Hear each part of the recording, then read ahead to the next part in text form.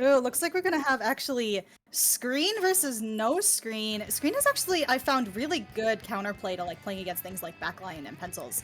Speaking of which, there are no pencils in this round, which is very interesting. I agree. Instead they went for ZNF, which is also a very interesting pick with the wall. But like you said, screen is very, very effective going against backlines like ZNF, and especially the scope. So, and there goes the screen. Right? I do notice that HTSK actually at the start of this game were kind of on the back foot, but the zones still didn't get capped until they finally capped it. Going 2 down versus Celeste 1 down. They're actually going to get in control of the game now. So it looks like they're going to try to set up on zone, but HTSK is not going to go down without a fight. I agree. Celeste is being very aggressive, again, neutralizing the zone.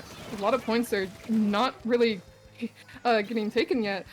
However, they do end up losing the lead. Again, the zone gets neutralized. Celeste is fighting for their lives in zone, ends up taking it. I really like this Chargers flanking here. Like, they're gonna like fight against this 52, like fighting for their life a little bit, but getting the zone past actually penalty and getting them lead. So this is gonna be huge for them as HTSK is gonna retake with strikes and get control, but they're gonna, ooh, and as I say that actually, the players up on each team are gonna even out, so it does look like at the end of the day, HTSK is going to stay in control of this zone, but it's still a really scrappy fight in it. And right as you said that, HTSK took out 3 members of Celeste. The zone is still getting neutralized though, as that Charger is holding down the fort very effectively as Celeste gets back in. I really love Whale as a re-entry tool. I think that here Celeste uses it very well, just to like get themselves back into a good position. They're also doing really well on not overextending. Like if I was in their shoes, I would totally be like, oh, I'm gonna go overextend and then feed and die. However, they're not actually doing that, and instead, they will just give HTSK the space that they deserve, but not before taking one of them down. So it's actually not going to be the worst thing for them as they end up getting back control of the zone, or almost getting back control of the zone with these strikes. Great kill. Yeah, great push. Celeste manages to get back in and cap zone yet again a little bit before having the lead taken from them. This Slosher is going in and just trying to get those off angles and keep that Charger back. And the Charger ends up getting a pick. They have their strikes ready, and they can make another good push as soon as they get their teammates back, and that is exactly what they end up doing. A lot of strikes coming out. This Charger is actually kind of popping off here as HTSK is back in control of the zone. They are going to have to push a fair bit further to actually get back that lead. That being said, they are actually performing really well, just taking out members of Celeste one after another as they fall. And this Charger is just going to get stuck in this corner because of the screen. I actually really respect that both Chargers on both sides are actually playing really aggressively and admirably. I'm actually not really a fan of humpback zones, so seeing how they're playing, it's really inspiring to me. I agree. It's like humpback is one of those maps where you have to take odd angles because of just the geometry, and it's refreshing to see Chargers being played on this map, especially because usually slut lanes are fairly popular instead. Yeah.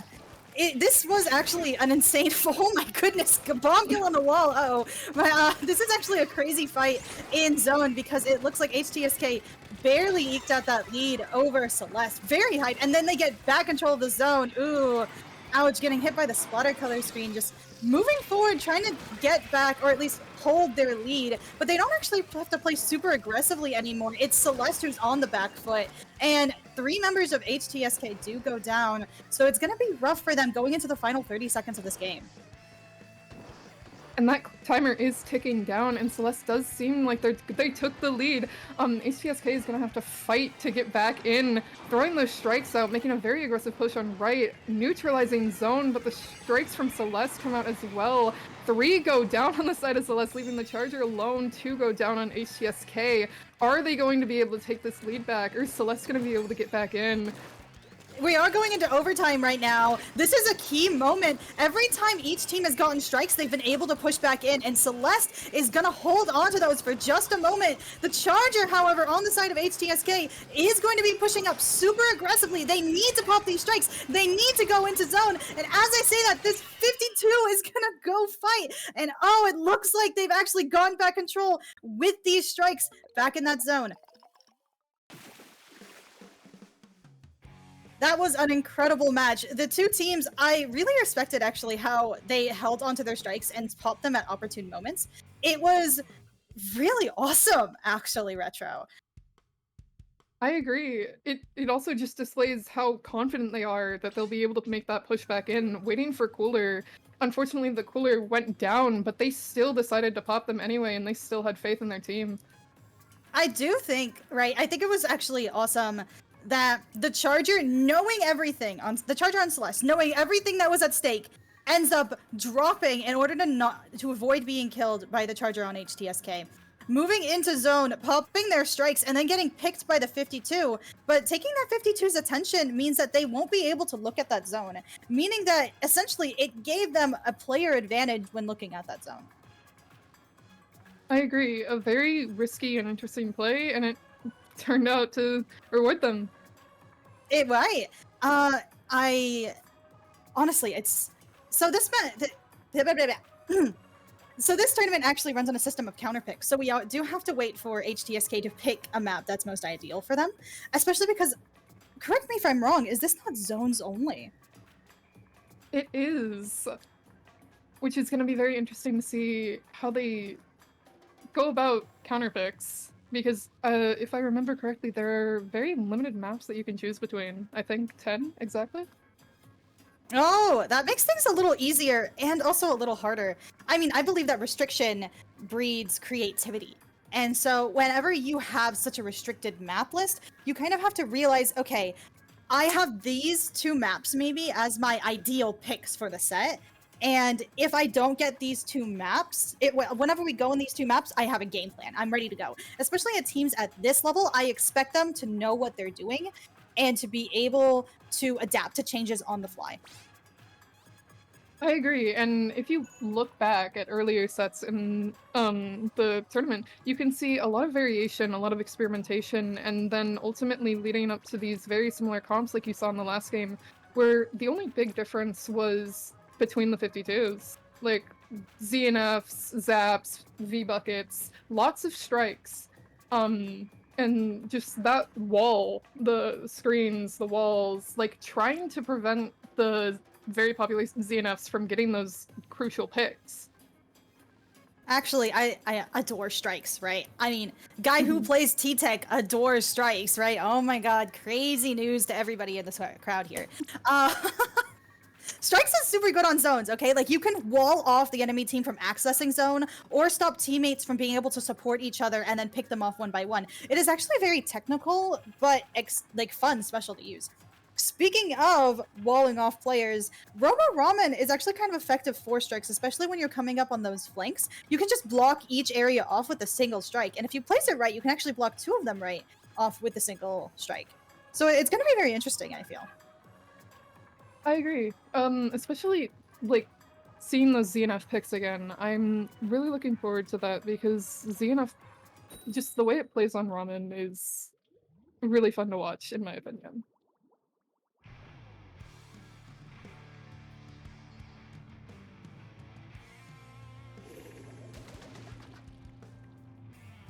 Oh, here comes another screen on the side of HTSK with the foil flings. On the other side, Celeste is kind of feeling, if it's not super broke, don't fix it. I think the slosher wasn't there in that last game. Oh, it was actually. We're seeing some interesting adaptations from HTSK. Going for the splash rather than the bucket, and again changing from 52 to foil squeezer. This is a crazy fight in mid that just happened. Hypnos gets a crazy early kill onto members of Celeste, and then all of a sudden, 2 go down to a bomb on that cooler. That means that Celeste is going to be able to push them way back in their spawn, and now it looks like HTSK is going to have to fight their way out. Celeste is taking very aggressive positioning, but also making sure to take that step back when needed. Unfortunately, the bucket goes down as well as the splash as the strikes come out from both sides, vying for that crucial space. It's not every day you see an NZAP win. Oh, a 52 win against a 1v1. Now, sorry, a 3v1 gets a pick, doesn't even trade out, runs to zone, picks off YG on that zone, and gets that cap. This is really crucial right now for HTSK. Like, now they just have to set up properly, and that screen is going to help them get into that key position on their elbow. Celeste is desperately trying to bomb them out as they take a very aggressive position, using those strikes, using that wall. However, strikes come out on the side of Celeste as well, neutralizing the zone, trying to keep HTSK from scoring any more points. They are still in the zone, however, and they are working very hard to neutralize it. Capping it, taking down a ton of players on Celeste. It looks like they're actually gonna get the lead swap here as they're just holding on to that zone with the death grip from their elbow. It's now we're in the final 20 ticks of the zone. Like, Celeste is gonna have to do right or die here. HTSK is not letting up, however. Those strikes come out. The zone is neutralized. It could be capped right now. However, HTSK just has such a strong hold on it. That charger getting an amazing and crucial pick, going down to the other charger, leaving the zone open a little bit. Unfortunately, not enough, as the charger was the only one left on their team. YG can try their best to paint this zone, but they can't do it alone. HTSK takes game 2, so this is going to be really back and forth. This game was especially, super scrappy mid. Every time each team got a pick, they took full advantage of it. And honestly, things were looking super dicey for HTSK, especially when they had strikes popped and only 2 players up. But they ended up coming back in the second half with that 52, going for a crazy flank, getting it, capping zone, and Celeste couldn't even get that zone back. Celeste is currently on... Celeste is currently counterpicking. So, what were you going to say, Retro? I already forgot. My bad. That's no problem. Yeah, so it looks like Zone's Robo is now out of the pool for counterpicking. I really like HTSK's strategy of using screen, especially because these teams probably know each other, or at the very least know of each other, and realize that, hey, they're going to have a crazy backline. We can bring screen, because screen is not banned in this tournament, and, that's kind of awesome, in my opinion. I agree. It does open a lot of new avenues for counterplays and additional pushes and aggressiveness in general, especially against those crazy backlines like you said. If they can't see you, how are they gonna get you? That's true! Listen, if they can't see you, they can't snipe you. This is, speaking of, playing the video game. This current map, they've actually counterpicked 2 zones Mako, which is going to be great for their slosher player, as you're going to be able to slosh over those, ledges on each stack and even snipe to try and lock back players from even dropping. I agree. Especially with those ledges, it's gonna, like you said, slosher players are at a very big advantage, so I'm wondering if we'll see the slosher get brought back out from HTSK. We'll see. I mean, I don't doubt it, right? Because Mako is just such a map where if you control either of the stacks, you can really just say, hey, I can't be taken off pace. But as soon as you lose those stacks, and I'm going to be honest, I expect these stacks to just go back and forth between each team, that it's going to be a little hard to retake without strikes. That being said, these ZFs get strikes crazy fast, so... Oh, and loading in, we do not see that bucket come back out. They're sticking to spot. Both teams go splash. However, Celeste is vying for range, which is also very good at picking off those ledges. Pencil comes out as well. ranged pencil, actually. So this is gonna be new territory, at least for the viewers who are watching the stream. It's like this range is gonna be great for picking around stack, especially with would combo very well with this slosher.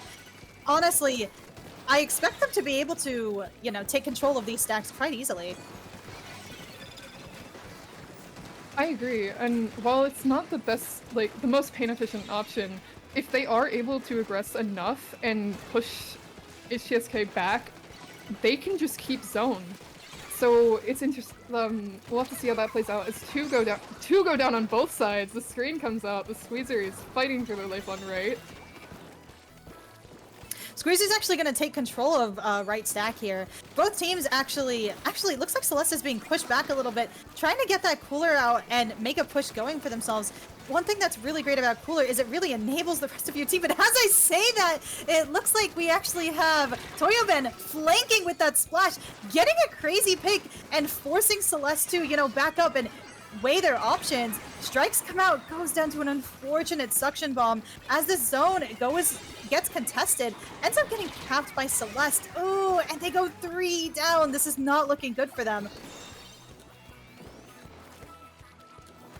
Celeste really needs to not get in their own heads right now.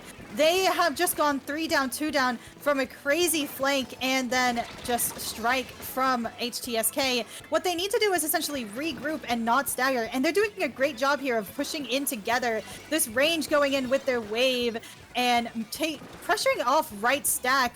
This Squeezer is actually going to fight them here. Ends up going down, but they still took them off of right stack. They still got that zone, painted their color, and it looks like now it's their time to get back into the zone. Unfortunately, 2 of them go down as HTSK is pushing back in and definitely pushing them back a whole lot. Toyoben is gonna try pushing that ledge right there. Unfortunately, not being able to go up, but able to get that insane pick on the ledge, and the pencil goes down as Toyoben also goes down. The range staying in that corner, trying to pick off a few stragglers. Gets a trade. Right? This is a really scrappy match. Like, Celeste is counting down that zone now, but not for long. Not if Toyoben has anything to say about it. That being said, ooh, it gets picked by Wave, so that is actually a crucial pick for Celeste as they're going to be pushing forward, taking control entirely of mid, now just pushing out the last stragglers, popping crab to stop them from going on their snipe to retake. It's really scrappy. They really have to lock this zone down for the next 10 ticks. And it looks like they barely will be able to hold on, get that lead, and then lose zone entirely. 2 down on the side of Celeste as they end up needing to jump out, give up control of this zone, even temporarily, just to be able to not stagger. It is a very big bloodbath in mid right now. Both teams vying for the zone. HTSK taking it. They have 15 penalty points right now. It is going so back and forth. Celeste being able to cap that again. Their penalty ticking down as they push back. HTSK again, just vying for as much of a lead as possible. Just keeping them pushed back. Not even able to enter their snipe. That Charger gets an insane pick in Breather. Throwing those strikes out, trying to neutralize zone and give an opening for their team. Unfortunately getting picked off by the Bucket, who also goes down. They are fighting for mid right now. Points are getting ticked down now. 26 on for Celeste. They're not trying to give up zone, but this screen is going to force them back enough that they will have to take it. Looks like HTSK is on this stack, is going to try and lock down both stacks so they can have control of this zone.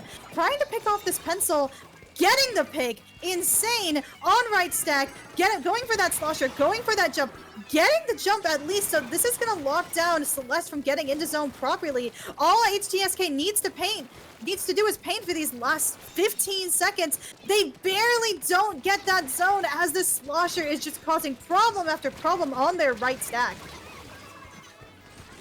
they do still have time if they can paint the zone and keep it for a few more seconds. This game is very close. They don't have a lot of control over those important areas. It Oh my does get god. neutralized, however, and it's sent into overtime. Both teams just maniacally painting.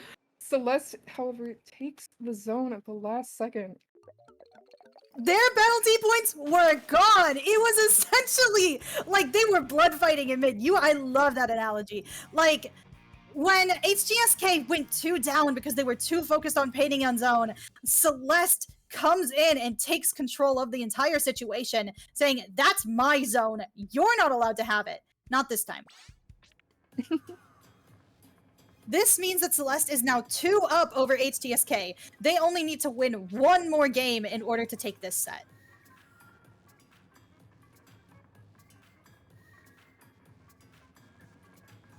Hypnos is actually an insane charger. I was just gonna say, Hypnos is actually an insane charger, just like looking at this gameplay. Yeah, there are definitely a lot of powerhouses on these rosters, like we mentioned at the beginning. But those insane snipes, like, just crucial moments. It was really anyone's game, and especially at that last second, anything could have happened if the cards were played differently. Right. What were you going to say earlier, Retro, when I cut you off? That's pretty much it. Oh, also. Yeah, this is a best of 5. This is a best of 5, and the next 2 sets I believe that we're going to be on for are also going to be best of 5s. So essentially they have to win 3 games in order to take the set. Easy peasy, right? Reverse sweep. Oh yeah. Well, it's not a reverse sweep, right? Because HTSK is not down 2, right? Like they're not 0 and 2. It's 1 and 2, which means they've won a game. So it's technically not a sweep, right? Like right. It's all technicalities, really. It looks like HTSK's counterpick is actually Zone Taggle. You know, it's actually really funny that Celeste brought out the Range Blaster, because I always thought Sendu was a Range Blaster player, right? I mean, things happen, right? And I know a Range Blaster player, and she is incredibly skilled, and she says, and I can't help but believe her, she says Hagglefish Zones is one of Range's best maps, so who am I to disagree? As a range player, I definitely agree with that. It is pretty solid, especially because there are a lot of like corners and like peaks that you can just really abuse with range and its AoE. Like Hagglefish in general, especially on zones, it's just really easy to abuse those again. So it's gonna be interesting.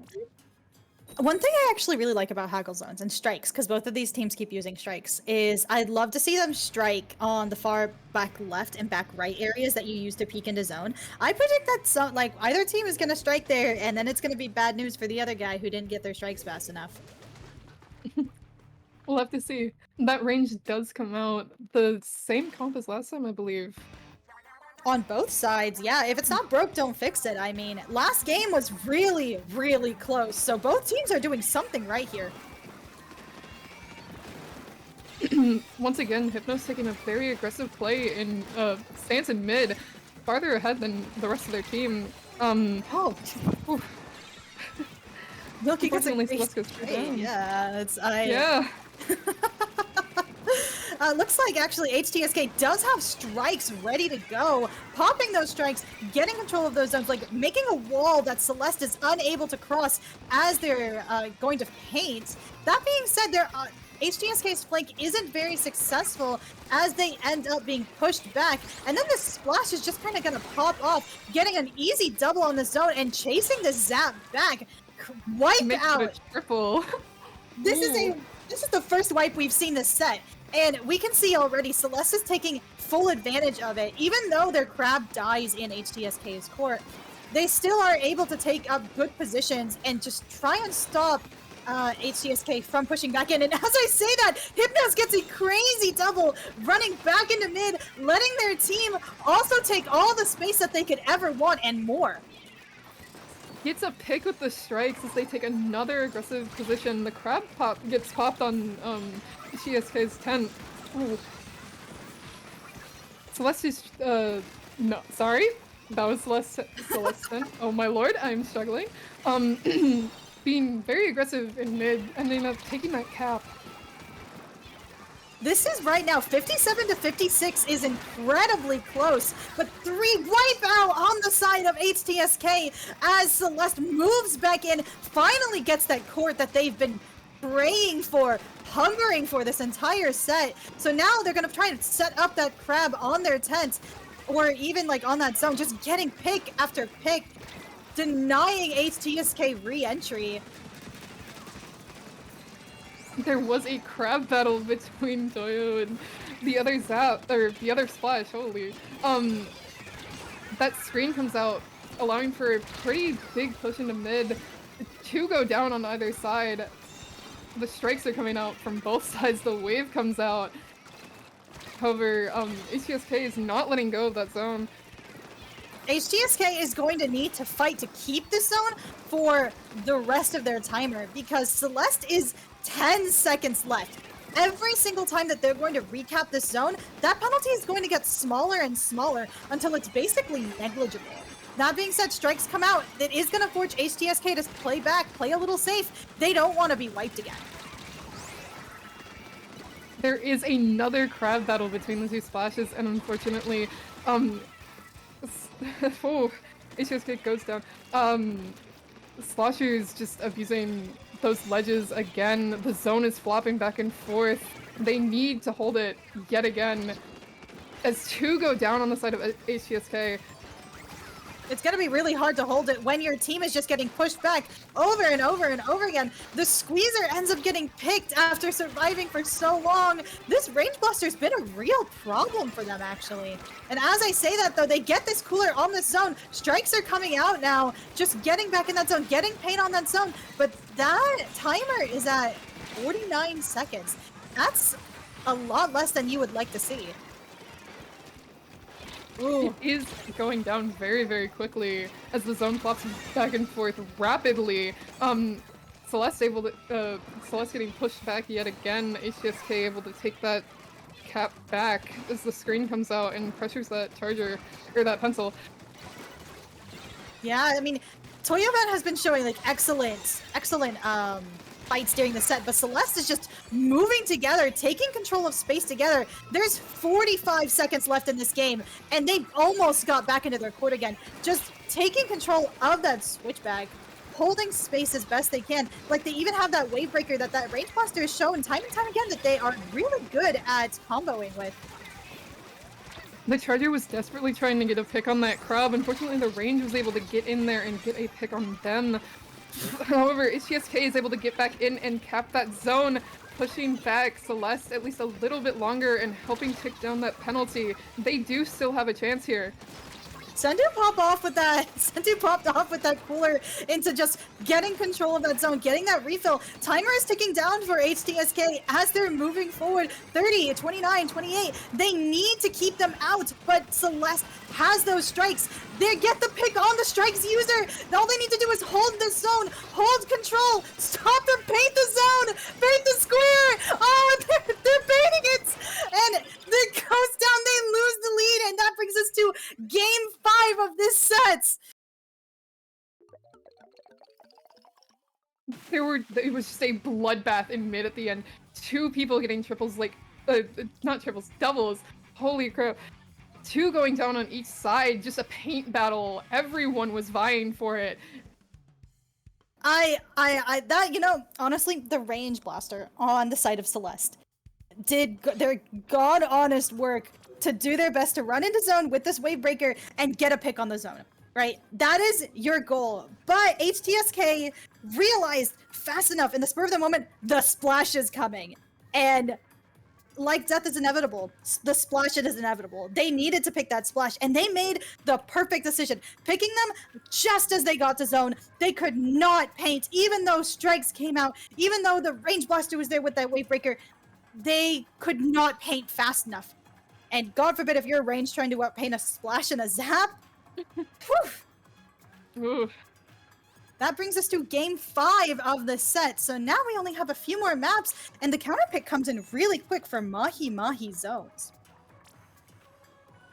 Mahi Mahi is also very interesting, especially for Celeste, because, like, the range pick, like, buckets, like we've been seeing, like, all of that, like, very interesting. Lots of ledges to abuse here.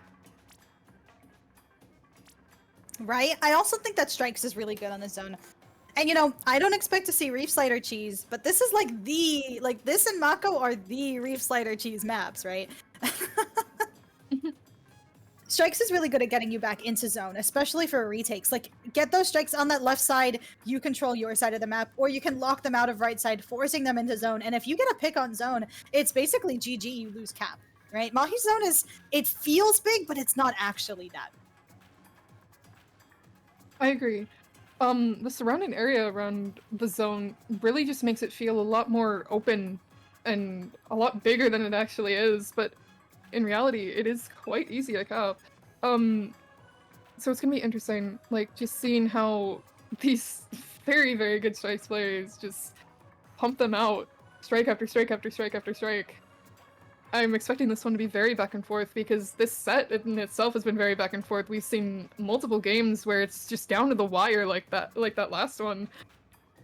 I'm expecting to see that pencil come back out on the side of Celeste. Like, it's too good for them to not use it. Even though they're not using special charge, pencil still has insane paint, and it runs at splatter scope level. Like at splatter scope range. Like, it's hard to avoid, and it's great chip for your team.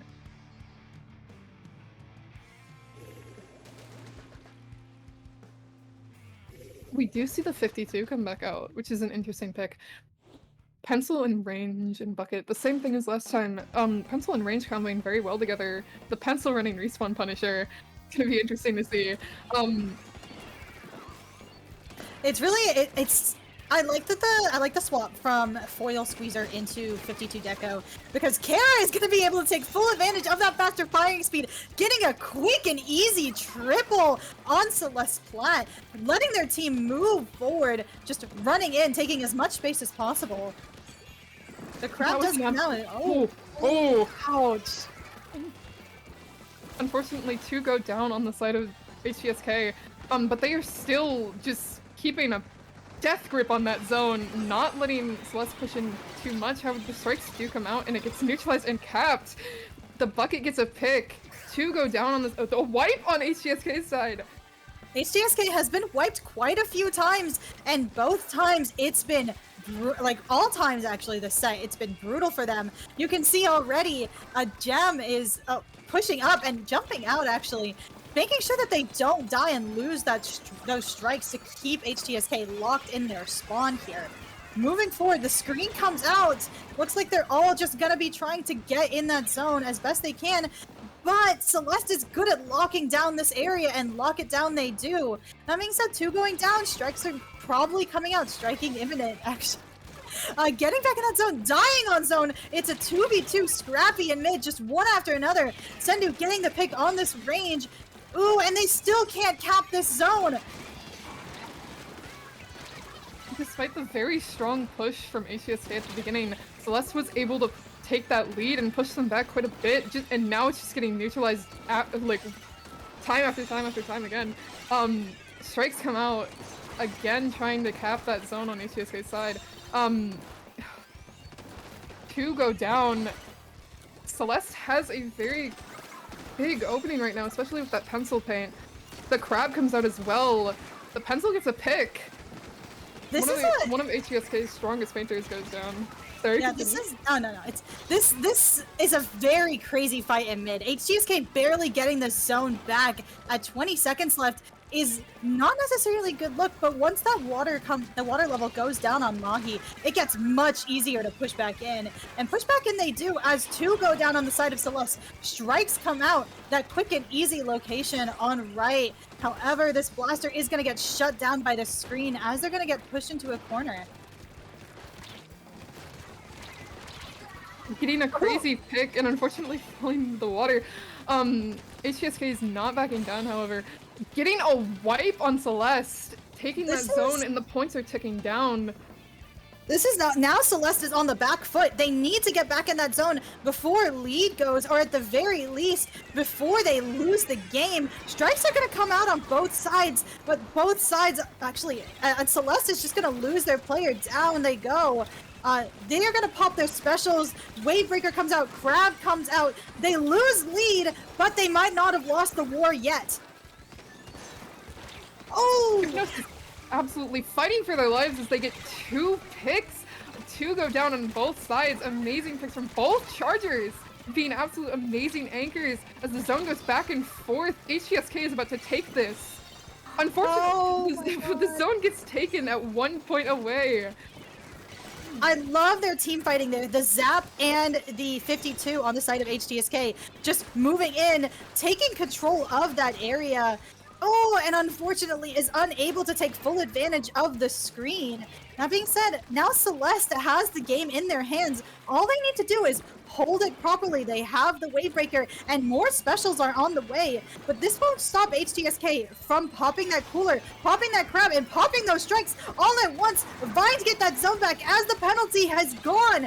Timer is ticking. 10 seconds are now remaining.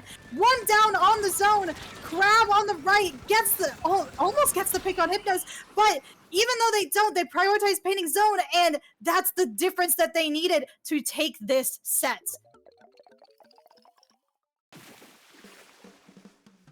Amazing plays from both sides. Again, just completely down to the wire as we've seen throughout the set. Celeste ends up taking it with an amazing last-ditch effort. Just Splatoon reference? keeping that last-ditch... Oh. Just against the odds. And that means the set goes to Celeste again. Like, amazing performance.